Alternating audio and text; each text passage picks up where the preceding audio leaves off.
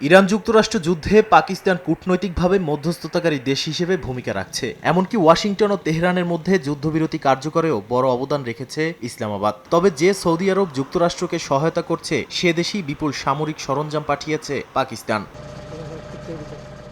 Saudi আরবের উপর ইরানি হামলার আশঙ্কায় রিয়াদের সুরক্ষায় বিশাল সামরিক বহর পাঠালো পাকিস্তান। রয়টার্সের এক বিশেষ প্রতিবেদনে উঠে এসেছে এই চাঞ্চল্যকর তথ্য। গত বছর স্বাক্ষরিত এক গোপন প্রতিরক্ষা চুক্তির আওতায় এরই মধ্যে প্রায় ৮,০০০ পাকিস্তানি সেনা রিয়াদে অবস্থান নিয়েছে। একই সঙ্গে আকাশসীমা পাহারায় মোতায়েন করা হয়েছে এক squadron JF-17 thunder fighter jet, drone এবং দূরপাল্লার চীনা HQ-9 বিমান প্রতিরক্ষা ব্যবস্থা। যদিও এই সেনা ও যুদ্ধবিমানের সমস্ত খরচ বহন করছে সৌদি সরকার, তবে এগুলোর পরিচালনা সম্পূর্ণ নিয়ন্ত্রণ থাকছে পাকিস্তানি বাহিনীর হাতেই।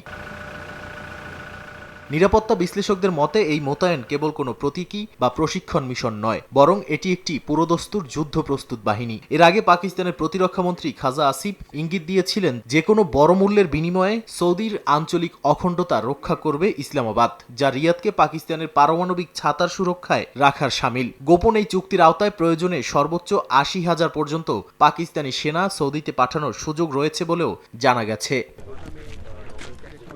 একদিকে পারমাণবিক শক্তিধর পাকিস্তানের এই প্রকাশ্য সামরিক ঢাল, অন্যদিকে মধ্যস্থতাকারী হিসেবে কূটনীতির টেবিল। দুইয়ে মিলে মধ্যপ্রাচ্যের এই যুদ্ধকালীন পরিস্থিতিতে নিজেদের ভূরাজনৈতিক গুরুত্ব আরও এক ধাপ বাড়িয়ে নিল ইসলামাবাদ। মুখোমুখি আলোচনার টেবিলে এই ভারসাম্য তারা কতদিন বজায় রাখতে পারে, এখন সেটাই দেখার বিষয় বলে মনে করেন অনেকে। নাদিম মারজান, সময় সংবাদ।